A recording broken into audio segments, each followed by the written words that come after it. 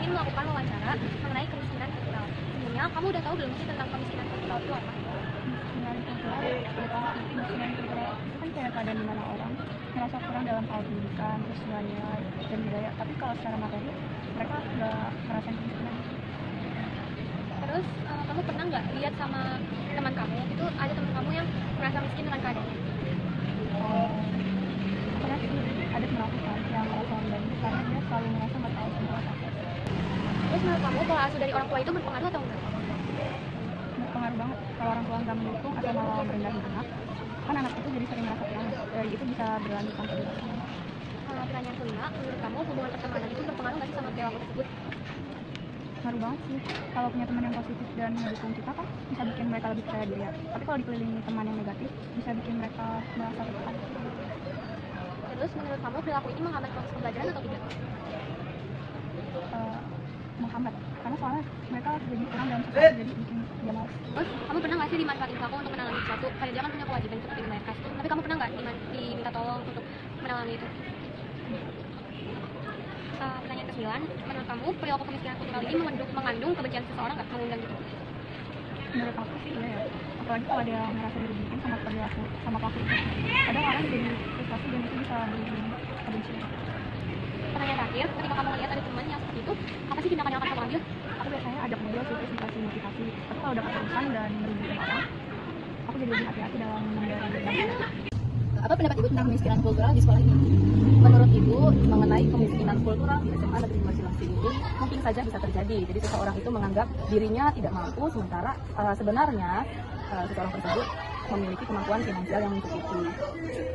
Dari hal yang terlihat secara jelas, mungkin bisa kita saksikan ketika di dalam kelas seseorang tersebut tidak mau membayar uang kas, padahal itu untuk kepentingan bersama. Padahal itu juga sudah menjadi kesepakatan bersama. Nah, ini merupakan salah satu contoh menurut Ibu yang bisa kita lihat dari kemiskinan kultural. Ya. Oke, terus ada menurut Ibu pengaruh besarnya kemiskinan kultural ini itu dari faktor apa saja? Yang mempengaruhi mungkin dari segi sikap orang yang masuk dalam kategori kemiskinan kultural itu cenderung lebih ego. Jadi tingkat egoisnya itu sangat tinggi karena dia sama sekali tidak memprioritaskan kepentingan bersama di atas kepentingan pribadinya gitu. Artinya dia tidak menganggap kebersamaan itu penting. Jadi misalnya tadi contohnya pada pembayaran uang kas, dia menganggap bahwa untuk apa uang kas itu dikeluarkan jika akhirnya nanti kembali ke dirinya juga, padahal kembalinya itu dalam bentuk untuk kebersamaan. Nah, ini sudah menjadi faktor yang sangat penting, yaitu keegoisan yang sangat tinggi. Selain itu mungkin juga gaya hidup, kemudian faktor lingkungan, pertemanan dan sebagainya. Lalu yang terakhir ada, kalau misalkan ada murid Ibu yang memiliki perilaku kemiskinan kultural ini, tindakan apa yang akan Ibu ambil untuk si murid tersebut? Sebagai wali kelas, tentunya saya akan membuat pengelolaan kelas terlebih dahulu. Kemudian saya mencoba untuk menertibkan, kalau ini dalam artian tadi contoh yang uang kas ya. Jadi saya akan menertibkan dulu supaya tidak sampai terjadi hal tersebut. Tentunya dari pengelolaan kelas, paling tidak saya minta untuk tertib dalam pembayaran uang kas. Jika memang ada yang masih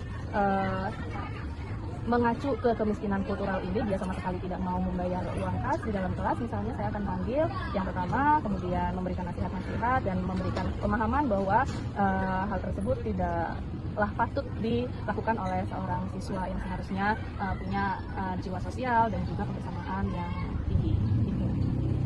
Terima kasih Ibu atas jawaban dari pertanyaan wawancara.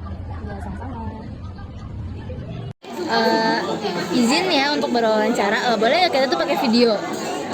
Mohon maaf karena lagi kurang fit, jadi pakai suara aja. Oke, kalau gitu kita mulai ya pertanyaannya ya. Menurut kamu itu kalau misal untuk bayar yang kayak bayar kas, bayar patungan, itu penting nggak sih? Kayak di kelas gitu loh, bayar gitu di kelas penting nggak? Menurut saya sih penting karena ada beberapa kebutuhan yang memang bisa dipakai bersama dan nggak mungkin satu orang sendiri untuk membelinya pakai duit sendiri. Jadi uang kas itu penting, uang patungan itu juga penting. Lalu maaf ini agak sensitif sedikit ya, cuman berapa sih uang jajan kamu per hari itu atau per minggu gitu? tergantung mood orang tua sebenarnya.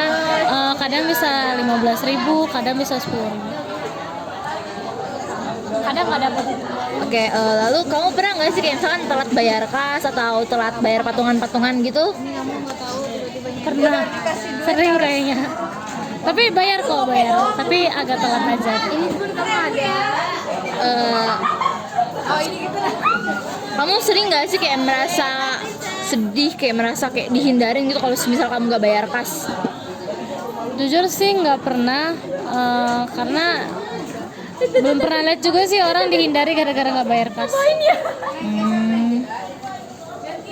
Kamu sering nggak sih dapat teguran kalau misal kamu belum bayar kas gitu?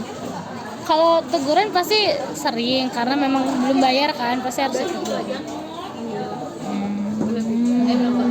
Terus kalau misal kamu tiba-tiba disuruh bayar kas gitu, kamu ngerasa kayak terbebani nggak sih? Enggak, karena memang kalau uang kas itu kewajiban kan, satu kelas harus membayar. Jadi sebisa mungkin aku membayar, cuma kalau memang belum bisa aku kasih alasan. Kamu pernah nggak merasa terhambat gitu dalam kayak misalkan kerja kelompok atau apa gitu karena terlambat bayar begitu? Jujur tidak pernah, karena kalau dalam kerja kelompok menurut saya bukan cuma uang kas aja yang diperlukan, tapi juga kerjasamanya, pokoknya kerja dalam kelompok itu. Jadi kalau memang saya belum mampu untuk membayar patungan atau uang dalam kelompok itu, saya kerja. Saya yang melakukan kayak pekerjaan dalam kelompok. Terus biasanya misalkan kamu pasti bakal dapat uang jajan gitu ya. Nah, uang jajan ini kamu pakai buat apa sih? Karena ada beberapa waktu saya nggak bawa bekal, jadi memang dari pagi dan kadang saya pulangnya agak terlambat, saya pakai untuk jajan. Kadang kalau misalkan memang saya bawa bekal, uangnya bisa saya pakai untuk bayar kas. Oke, terima kasih atas pertanyaannya. Terima kasih atas jawabannya. Terima kasih atas jawabannya. Oh, ya.